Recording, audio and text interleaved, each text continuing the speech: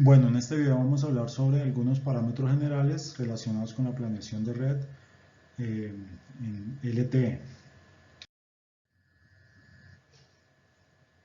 Para esta planeación de una red de radio, entonces vamos a partir, digamos, de una fase preliminar, una fase de dimensionamiento que tenemos acá señalada, a partir de la cual vamos a considerar información de a dónde se quiere llegar. Entonces, la información para el dimensionamiento de la red, pues parte de qué cobertura o qué zona geográfica se le quiere dar servicio, cuál va a ser la capacidad que se requiere para esa red y qué servicios prestaría esa red.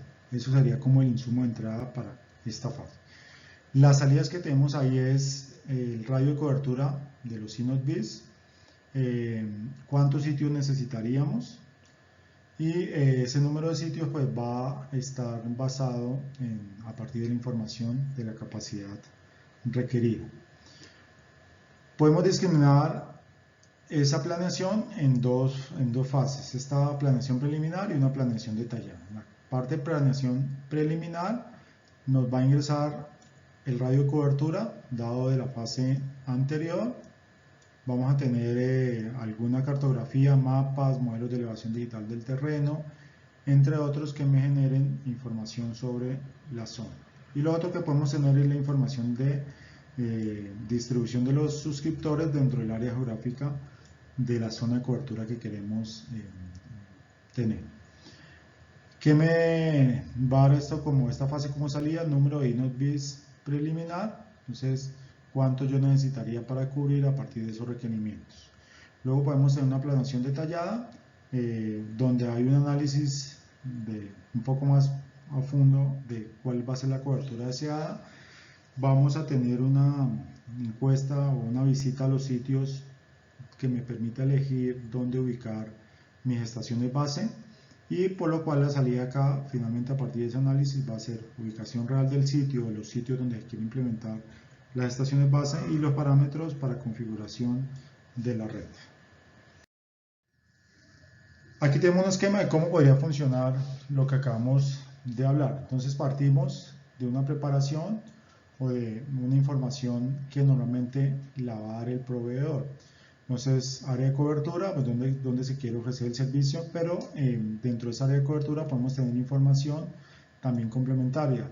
Esa área de cobertura, ¿qué características tiene? Si es una zona urbana densa, o sea, densamente poblada, si es urbana, por ejemplo, ya solamente con casas, suburbana, donde ya empieza a mezclarse lo urbano con lo rural, si es rural, etcétera, etcétera. Todo lo relacionado con calidad de servicio que se quiera obtener. Necesidad de capacidad, esto está orientado a cuánto va a ser el número de suscriptores que se planea para la red. El modelo de tráfico también es importante y me va a permitir generar todas las fases subsecuentes. Parámetros de balance de enlace, entonces por ejemplo cuál puede ser la pérdida de penetración dentro de la zona, cuál es el modelo de propagación recomendado para las condiciones, entre otros. A partir de eso, ya el área encargada de la planeación de red, pues va a hacer un balance de enlace que entre uplink y downlink va a ser un dimensionamiento de la capacidad, o va a obtener un número de sitios o un número de puntos en los cuales se requeriría la implementación de una estación base, el radio de la celda, dependiendo de las morfologías que utilicen para la red, definirlo, y pues digamos cómo se plantearía en primera instancia el desarrollo de esa red. Aquí podemos tener algunos insumos que pueden ser complementarios a lo que ya nos entrega el operador, que puede ser pruebas de interferencia o también los relacionados con ajuste del modelo de propagación adecuado para la zona. Entonces, a partir de eso, se realiza una planeación nominal que puede tener también, digamos, asociada la información que entrega el operador, por ejemplo, cuál es la nomenclatura que él utiliza para sus estaciones base, o si ya tiene sitios implementados, pues cuál es su ubicación y sus características, que también pueden ser entradas para esa planeación nominal. A partir de esa planeación nominal se van a obtener una ubicación del sitio, digamos de donde se propone instalar esas estaciones base, cuáles serían los parámetros de RF de los equipos. Se podría hacer simulación de cobertura y otro tipo de simulaciones para el contexto evaluado, y también se puede entrar a definir clúster pues a partir también del modelo de reuso de frecuencia que se vaya a utilizar. Luego viene una planeación detallada. Entonces en esta planeación detallada ya entra una encuesta, una visita a los sitios, también asociada a dónde yo tengo que hacer visitas, buscar los edificios que sean los más altos o las torres más altas en los cuales pueda disponer para la ubicación de mis sitios. Evaluar también la relacionada con configuración de celdas vecinas, configuración de parámetros de la celda, también me debe resultar de esta planeación detallada, y configuración de algoritmos relacionados con la red. A partir de eso, una vez se tenga definido esto, pues ya se puede entrar a lo que tiene que ver con el despliegue de la red para su operación. Para el diseño o la planeación de una red, podemos evaluarlo, o normalmente se hacen dos fases, una relacionada con cobertura y la otra relacionada con capacidad. En la cobertura, pues me interesa, o yo tengo que definir cuál es el área de cobertura o cuál es el área de la zona geográfica que yo quiero ofrecer servicio. A partir de eso, pues defino un polígono que me va a contemplar precisamente esa área.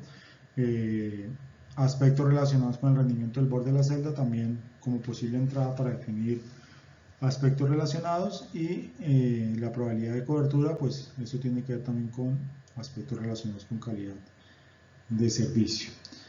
De esta planeación de cobertura me tienen que salir tres, por lo menos estas tres salidas: el tipo de sitio que yo quiero implementar, entonces por ejemplo el tamaño relacionado por ejemplo con el tamaño de la celda, la potencia y qué canales de frecuencia yo voy a utilizar pues para ofrecer esa cobertura, y el número de INOT bits para como una medida preliminar de cuántas estaciones yo requeriría para dar servicio a esa zona geográfica. A nivel de capacidad, pues debemos contar algunos aspectos como ancho de banda disponible, cuántos suscriptores yo voy a tener, y un modelo de tráfico que me permita estimar cuál va a ser el comportamiento de mis suscriptores. A partir de eso, pues se complementa un poco lo anterior. Voy a ajustar cuánto es el número de INOT bits.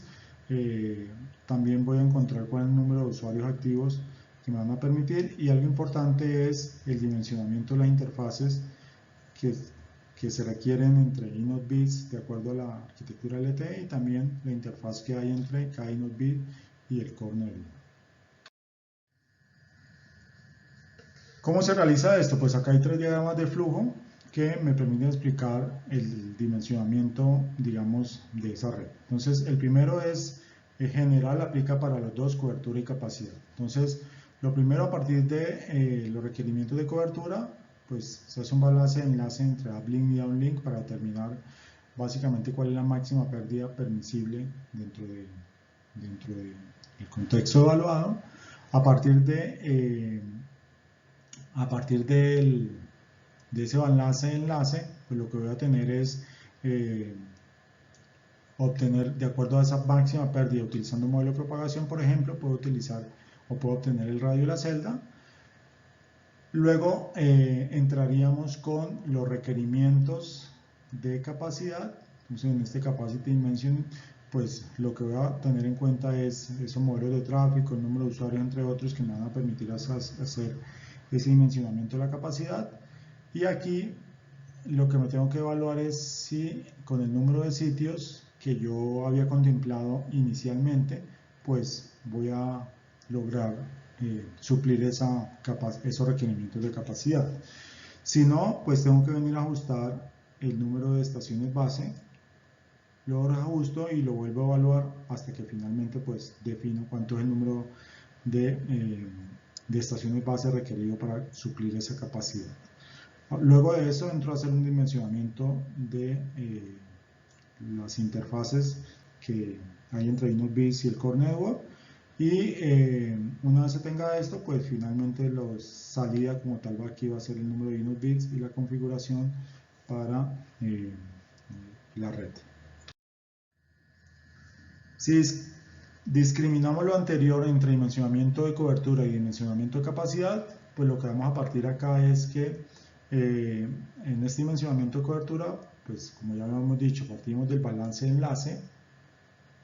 A partir del balance de enlace que me da una pérdida máxima, utilizo un modelo de propagación y obtengo la distancia máxima que me puede soportar mi red y lo que equivale al radio de la celda.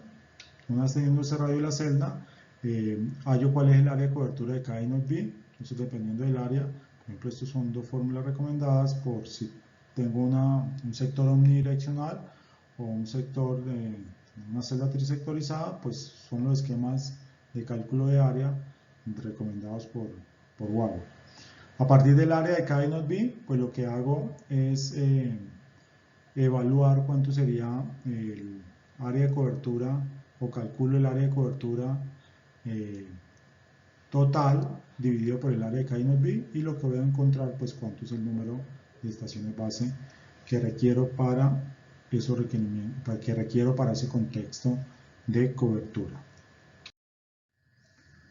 En el dimensionamiento de capacidad, lo que vamos a tener es que esta configuración, partimos de unos parámetros de entrada de configuración. Puedo calcular cuánto es el throughput por cada usuario. A partir de ese throughput por cada usuario, puedo llevar a cuánto sería el throughput que requeriría por cada celda.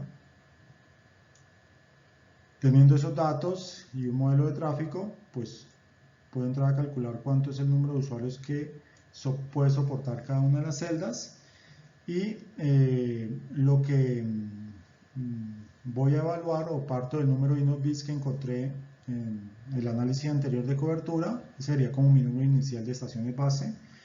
Evalúo si ese número de estaciones base satisface el número de suscriptores total que yo voy a tener dentro de un sistema, y si no lo satisface, pues lo que tengo que hacer es incrementar ese número de estaciones base para que me dé o que me soporte el número de suscriptores que tengo.